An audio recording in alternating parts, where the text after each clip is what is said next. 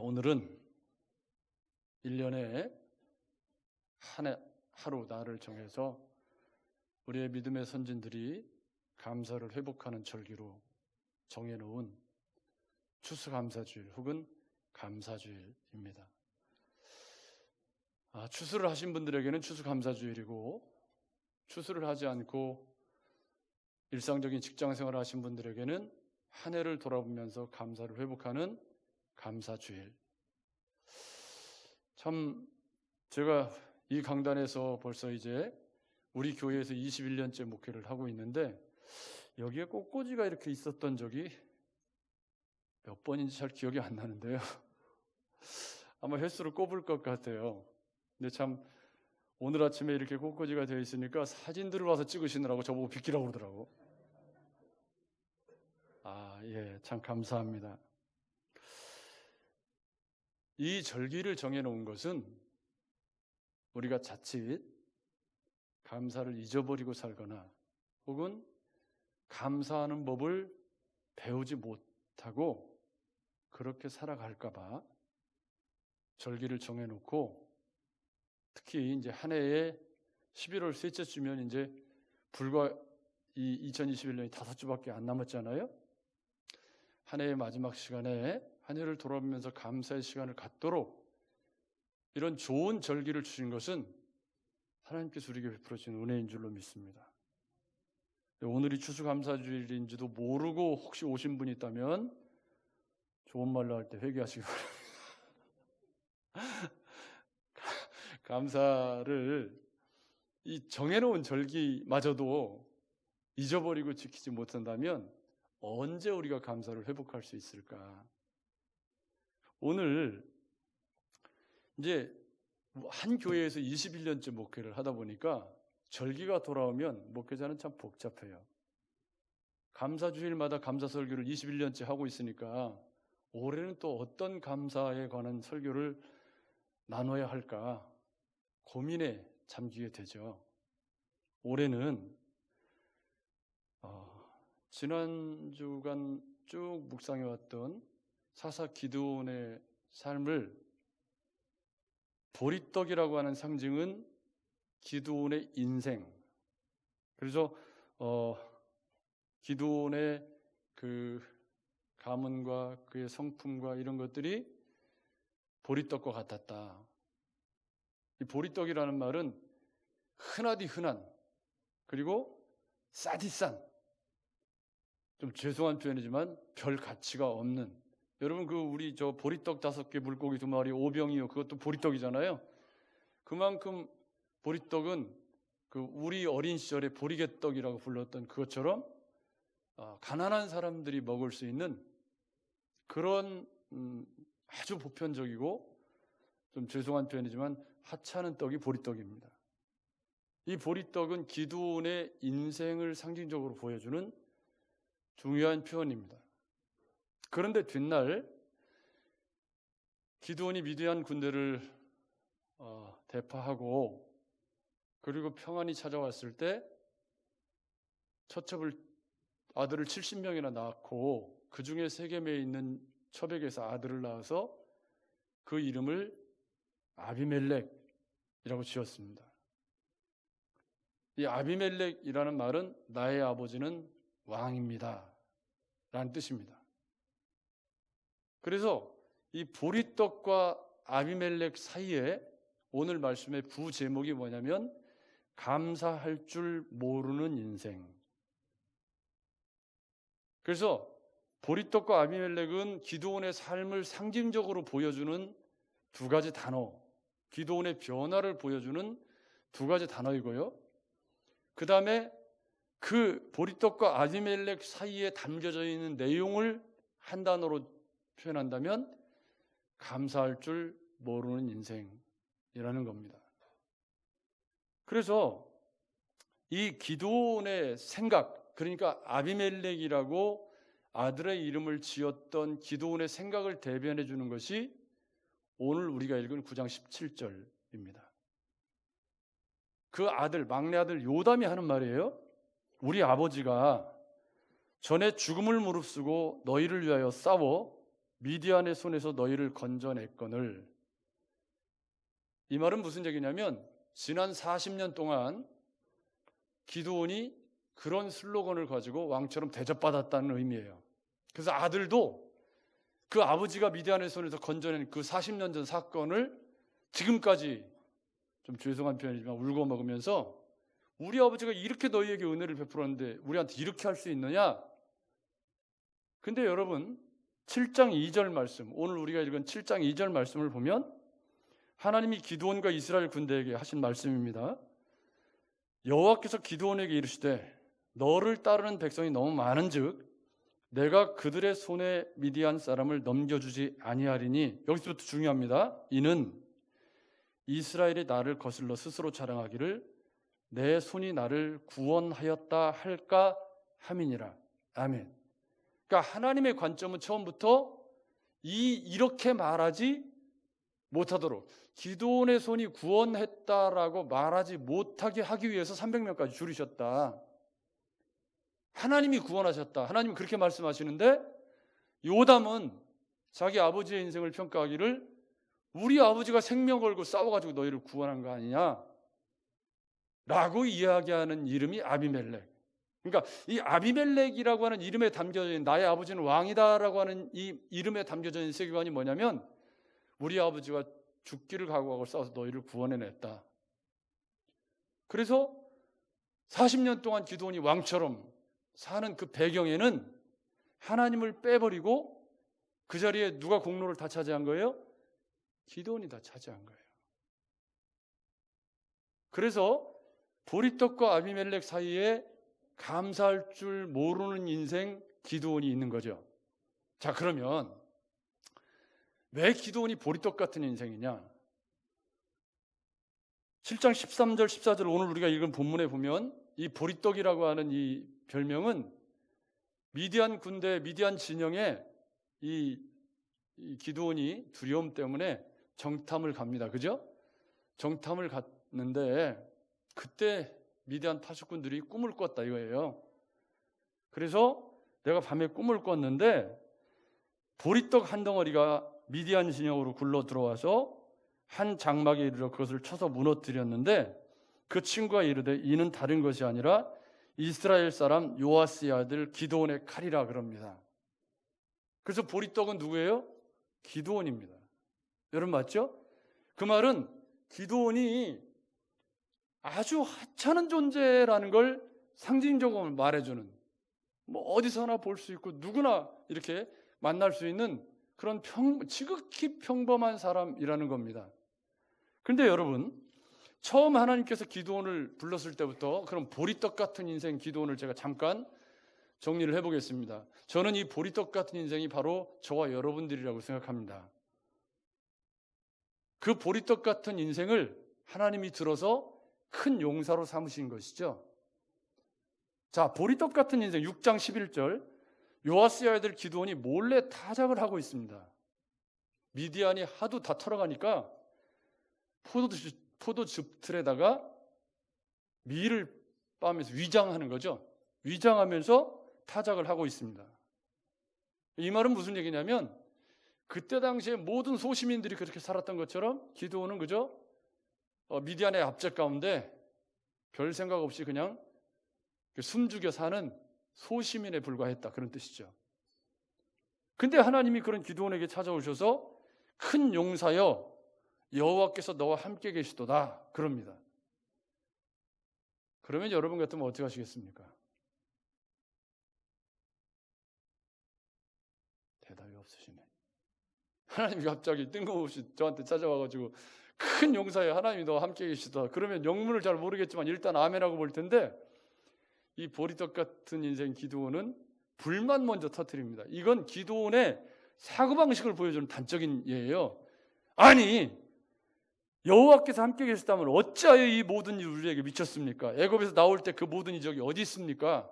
이게 무슨 말이냐면 지금 우리 꼬라지가 이 모양 아닙니까? 내가 지금 숨어서 지금 이렇게 포도즙들에다가 밀 빻고 있는 이 꼬라지로 내가 살고 있는데 무슨 큰 용사입니까? 예? 하나님이 과거에 이스라엘 백성들에게 그렇게 큰 역사를 하셨으면 지금 우리 꼬라지가 왜 이렇습니까? 이건 뭐냐면 역사인식이 부족한 거죠. 사사기에 대한 역사인식이 부족한 거예요. 지금 이 상황이 초래된 건 누구 때문이죠? 장 때문인가요? 바로 자신들이 잘못 살아서 그렇게 된 거잖아요. 그럼 올바른 신앙관, 올바른 역사관을 가지고 있으면 기드온이 이렇게 하나님께 불만을 터뜨릴 수 없죠. 이건 뭐냐면 기드온이 믿음에 그렇게 우뚝 선 사람도 아니고 올바른 신앙관을 가진 사람도 아니라는 거예요. 보리떡 같은 그야말로 정말 그냥 그저 지극히 평범한 사람이라는 거죠. 그런데 그런 기드온에게 가서 너의 힘으로 이스라엘을 구원하라. 내가 너를 보낸 것이 아니냐. 이 하나님의 은혜가 이쯤 되면 기드온이 뭐예요? 아무것도 아니잖아요. 사실 자기가 본인도 생각해봐도 몰래 밀찍고 있는 그냥 평범한 사람인데 하나님 나를 큰 용사라고 부르시고 나를 쓰시겠다고 얘기를 하면 우리 같으면 아멘 주 예수 오시옵소서 그러지는 못해도 가만히 있을 것 같은데 기드온은 뭐라고 말하냐면 내 집은 므낫세 중에서도 극히 약하고 나는 내 아버지 집에서도 제일 작은 자입니다. 무슨 말이죠? 나는 보리떡 같은 존재입니다. 하나님 쓰시기에 나는 적합한 인물이 아닙니다. 겸손인가요? 잘못된 건가요? 하나님이 부르실 때 이걸 겸손이라고 말할 수 있나요? 이건 불순종인 거죠. 겸손이 아닌 거예요. 여러분 맞죠? 하나님이 함께 해주시겠다고 힘도 주시겠다고 하고 능력도 주시겠다고 하면 아멘 그래야 되는데 아이고 저는 못합니다. 저 같은 게 뭘 하겠습니까? 이게 이제 보리떡 같은 인생, 기드온의 사고방식이며 라이프 스타일이에요. 여러분 이걸 겸손이라고 읽으시면 안 돼요. 그러니까 하나님께서 내가 반드시 너와 함께 가겠다. 우리 하나님이 사람이 그렇게 아쉬웠는지 여러분 사람이 아쉬운 게 아니라 하나님 기드온을 통해서 지금 우리에게 말씀하시는 게 있어요. 여러분 이걸 잘 읽으셔야 돼요. 기드온을 통해서 기드온 보리떡 같은 너희의 인생을 하나님이 지금 이렇게 양육하시고 있다라는 걸 보여주고 있는 거예요. 아멘. 야곱과 같은 우리를 하나님이 오래 참으셔서 이스라엘로 만드신 것처럼 하나님의 은혜를 받을 만한 자격이 없고 정말 보리개떡같이 생각도 틀어져 있고 삶도 틀어져 있고 부족한 것이 많은 우리지만은 그런 우리를 하나님 지금 양육하셔서 세워가시고 있는 중이에요. 아멘. 이게 은혜죠. 여러분 이런 은혜가 지금 우리의 삶에 여러 사람과의 만남, 교회와의 만남, 다양한 삶을 통해서 이루어지고 있는 줄로 믿습니다. 여러분 맞죠? 그랬더니 기드온이 한다는 말이 이게 진짜 보리떡 같은 인생인 게 맞는 게 못 믿겠으니까 표징을 달라요 말이에요. 이 정도 되면 하나님이 벌끈 야 이놈의 자식아 이럴 것 같은데 하나님이 그래 알았다 표징을 주마. 그래서 기드온이 가서 짐승 잡고 해가지고 와서 차려오니까 하나님이 바위 위에 진설해 놓은 걸 불로 태우셔가지고 또 표징을 보여주십니다. 그랬더니 그러면 이제 아멘 주 예수여 오시옵소서 제가 순종하겠나이다 그래야 되는데 이 보리떡 같은 인생이 뭐라고 그러냐면 오메 내가 주의 사자를 봤네요 나 죽어요 이러네. 또 슬프도소이다 내가 여호와의 사자를 대면하여 보았나이다. 그러니까 이 여호와의 사자를 대면해서 보면 어떤 일이 생겨요? 죽는다 이 말이에요.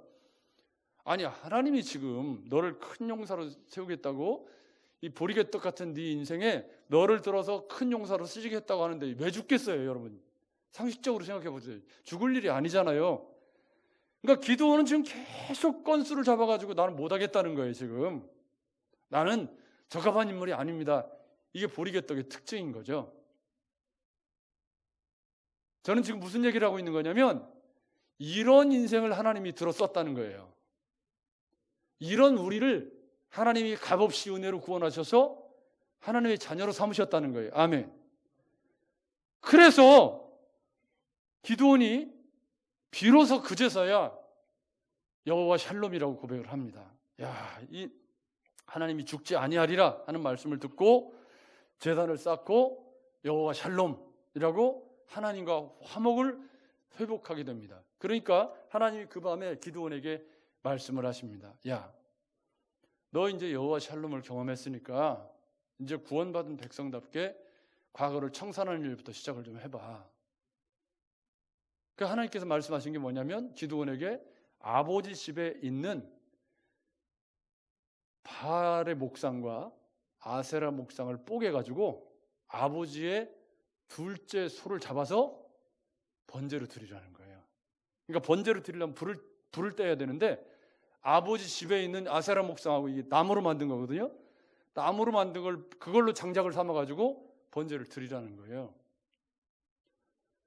믿음으로 산다는 건 보리떡 같은 인생에서 하나님의 큰 용사로 변화되어져 가는 과정에서 반드시 과거와 단절되는 그런 순간이 오지 않으면 좋은 그리스도인으로 설 수 없습니다. 여러분 동의하십니까? 계속 과거를 붙잡고 과거를 이렇게 계속 뒤섞어 가기 시작하면 그 사람은 절대로 좋은 그리스도인이 될 수 없습니다. 예수를 믿는다는 건 과거 무당 종교에서 가지고 있었던 경험, 이것들을 내려놓는 것부터 시작해요. 여러분 맞죠? 그런데 기드온에게 하나님이 이 일을 명령하셨을 때 기드온이 이 소심한 사람이 보리떡 같은 사람이 얼마나 고민이 돼요. 그렇죠? 고민이 참 많이 되죠.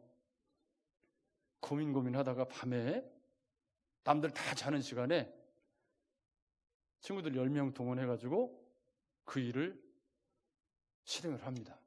그래가지고 아버지 집에 있는 바알 목상, 아세라 목상을 갖다가 뽀개가지고 아버지 스스로 번제로 드립니다. 다음날 성이 뒤집어졌습니다. 그래갖고 성읍 사람들이 이 아버지 집에 요아스 집에 찾아와가지고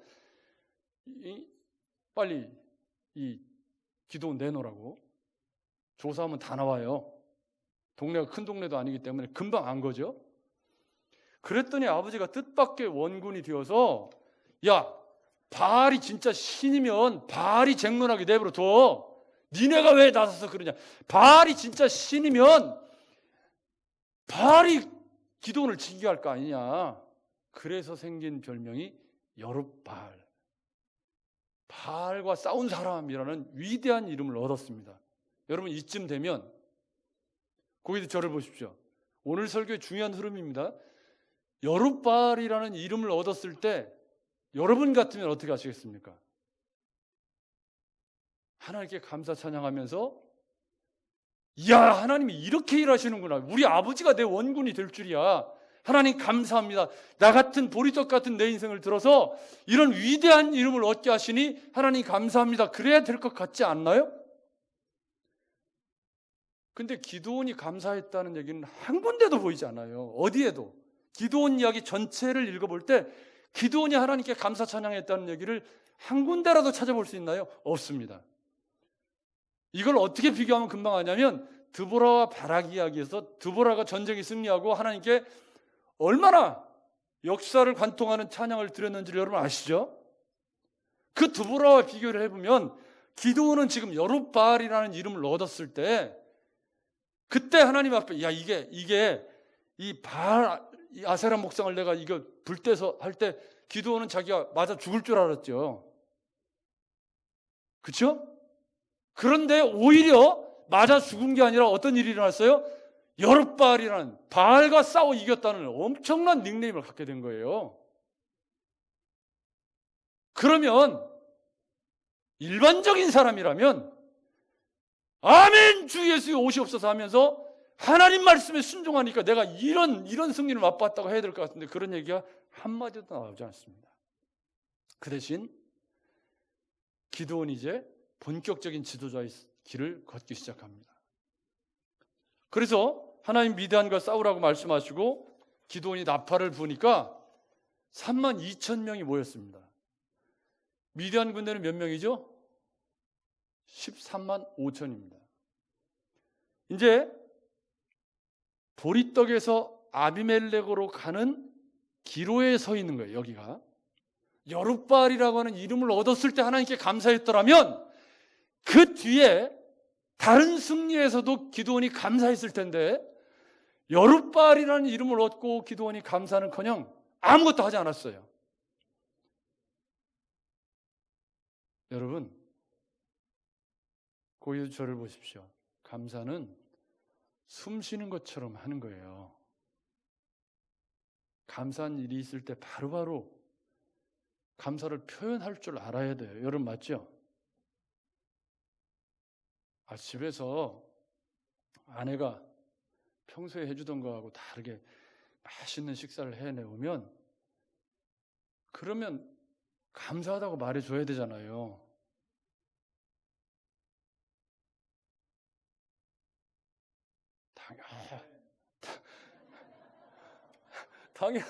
당연한 것처럼 밥순이 뭐 부리듯이 그렇게 대하시면 안 되잖아요. 그죠?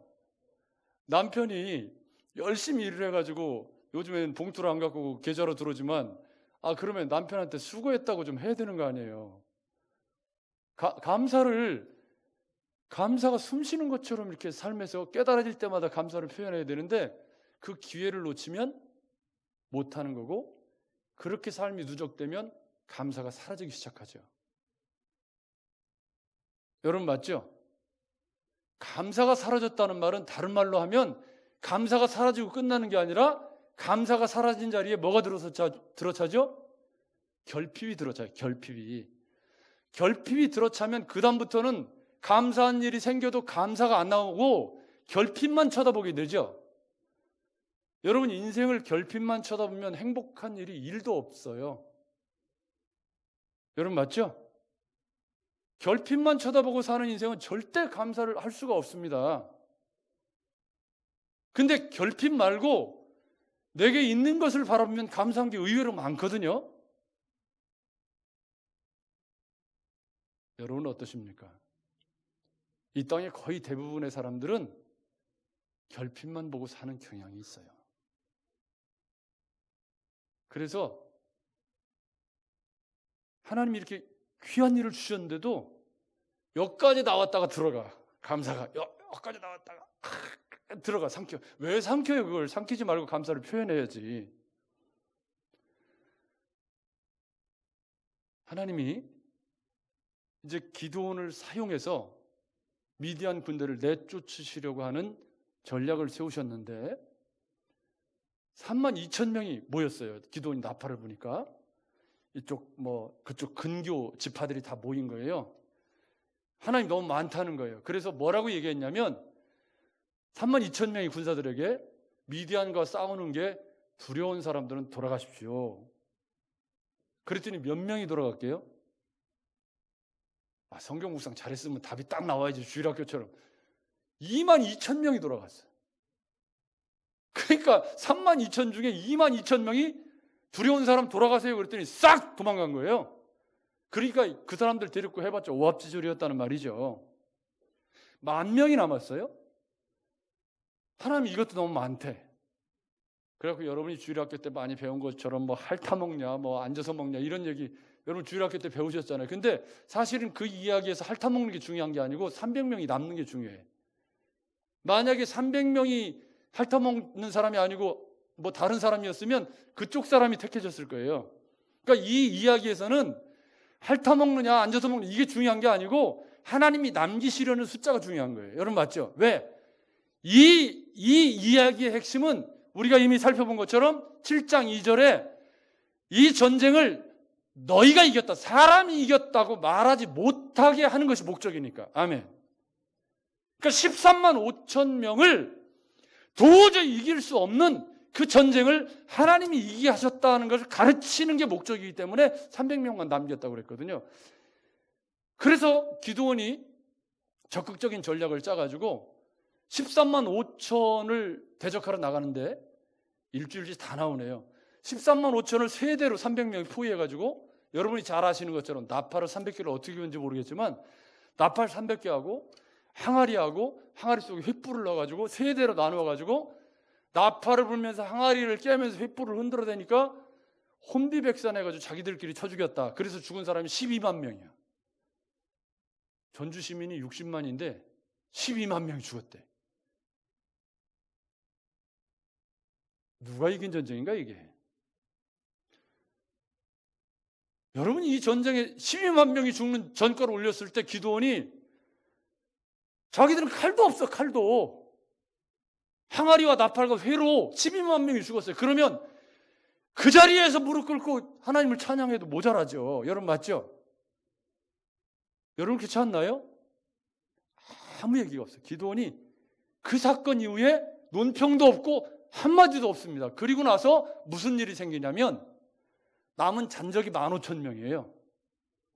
근데 그 잔적들이 가면서 기드온의 형제 자매들을 죽였어.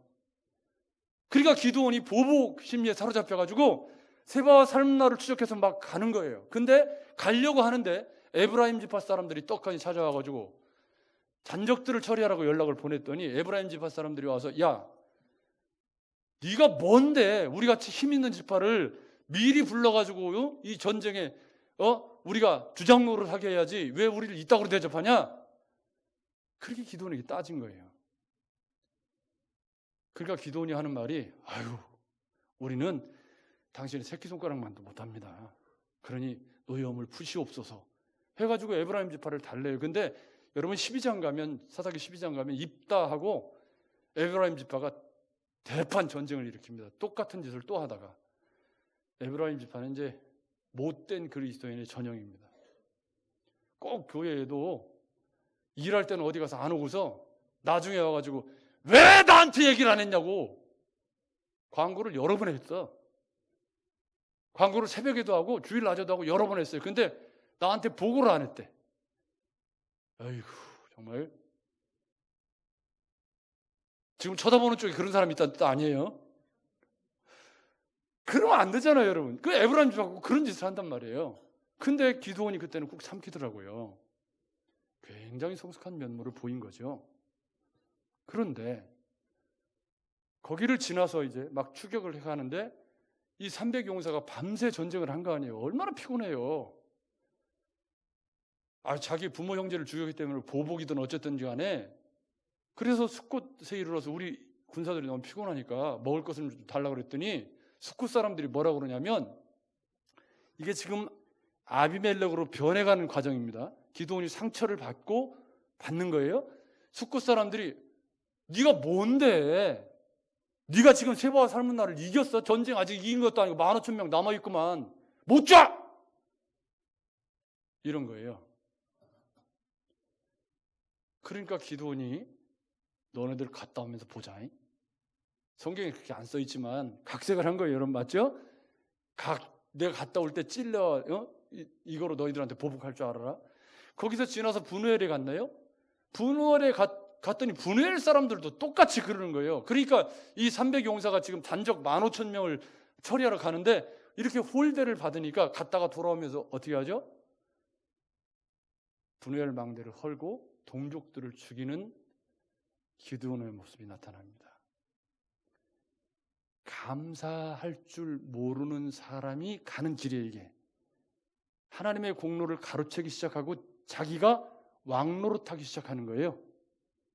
그리고 나서 돌아와서 무슨 일이 있냐면 백성들이 기드온에게 당신이 우리 왕이 되십시오.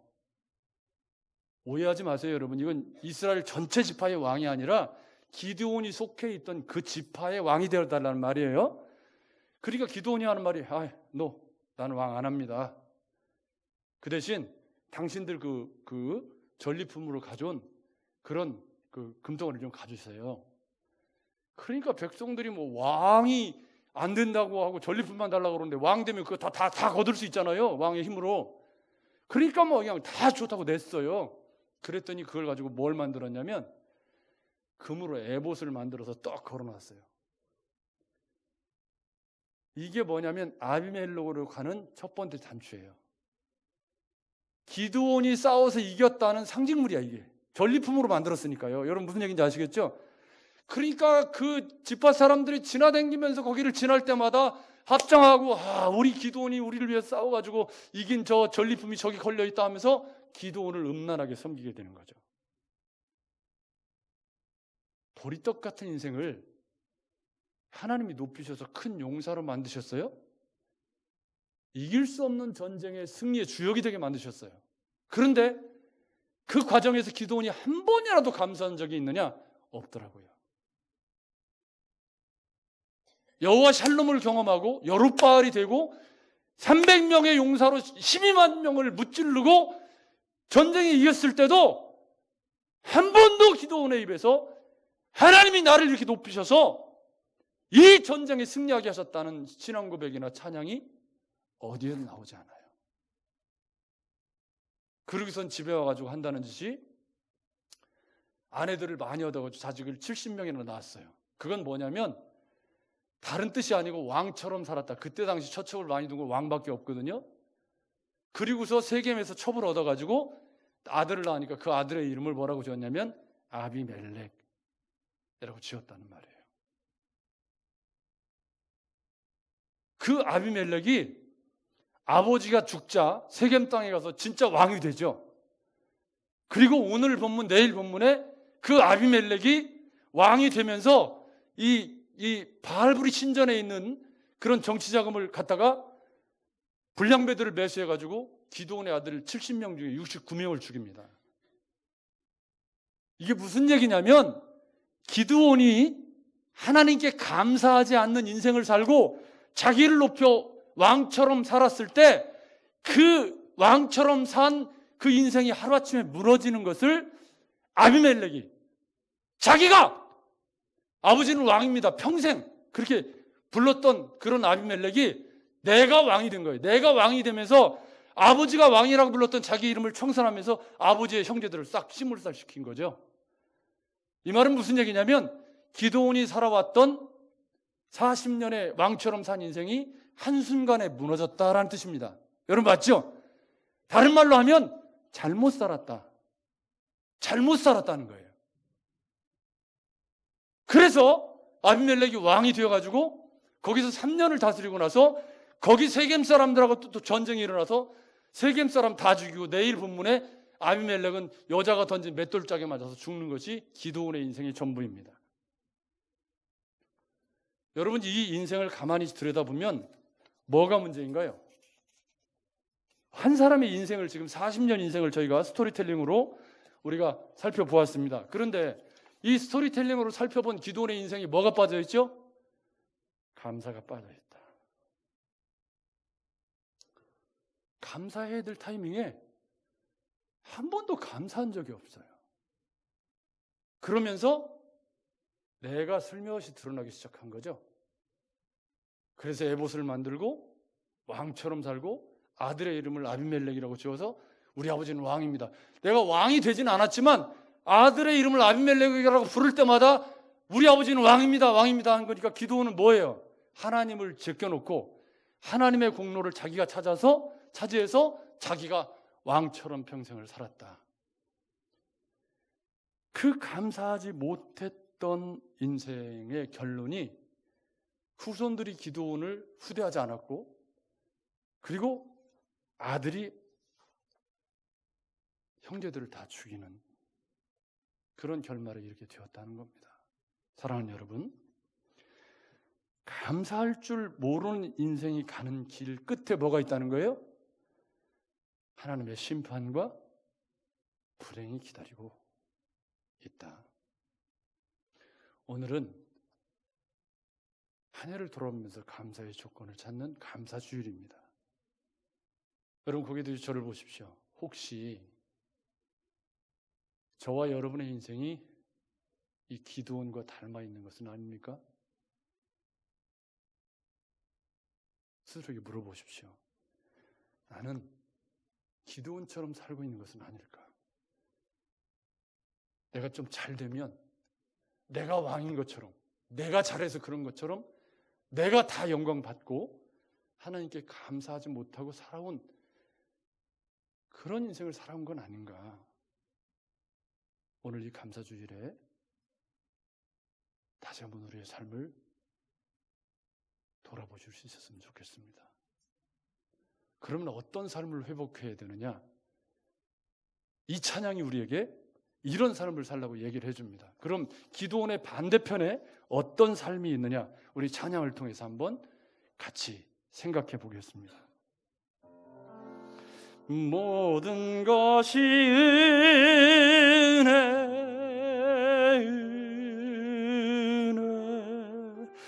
은혜, 한없는 은혜, 내 삶에 당연한 것 하나도 없었던 것을 모든 것이 은혜, 은혜였소. 모든 것이 은혜, 은혜, 은혜, 한없는 은혜, 내 삶에 당연한 것 하나도 없었던 것을 모든 것이 은혜, 은혜였소. 내가 누려왔던 모든 것들이, 내가 지나왔던 모든 시간이, 내가 걸어왔던 모든 순간이 당연한 것 아니라 은혜였소. 아침 해가 뜨고 저녁에 노을, 봄의 꽃향기와 가을의 열매, 변하는 계절의 모든 순간이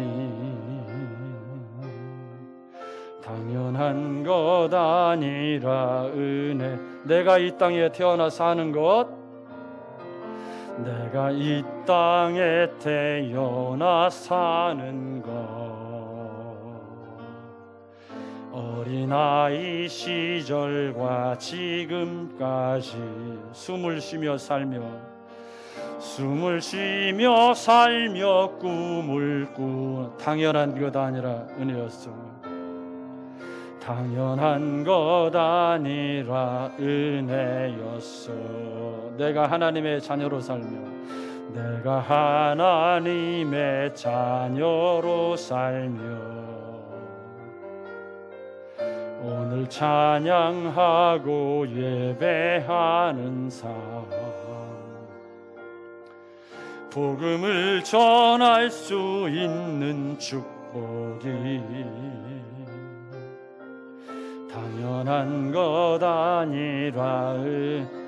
다시 한번 내가 누려왔던 모든 것들이, 내가 누려왔던 모든 것들이, 내가 지나왔던 모든 시간이, 내가 지나왔던 모든 시간, 내가 걸어왔던 모든 순간이, 내가 걸어왔던 모든 순간이 당연한 것 아니라 은혜였소. 내가 누려왔던 모든 것들이, 내가 누려왔던 모든 것들이, 내가 지나왔던 모든 시간이, 내가 지나왔던 모든 시간이, 내가 걸어왔던 모든 순간이, 내가 걸어왔던 모든 순간이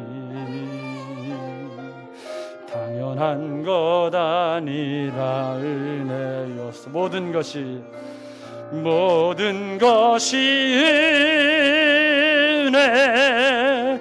은혜,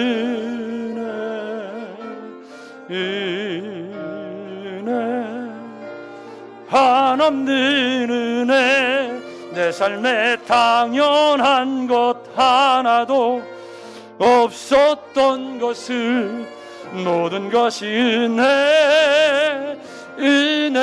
은혜였소. 모든 것이 은혜,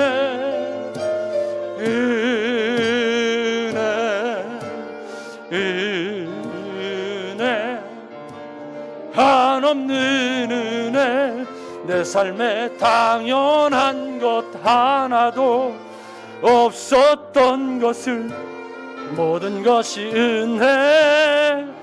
은혜였소. 모든 것이 은혜.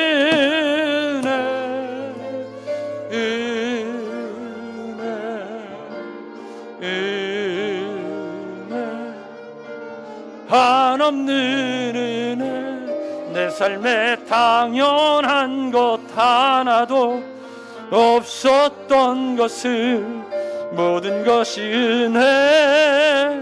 은혜였소. 모든 것이 은혜였소.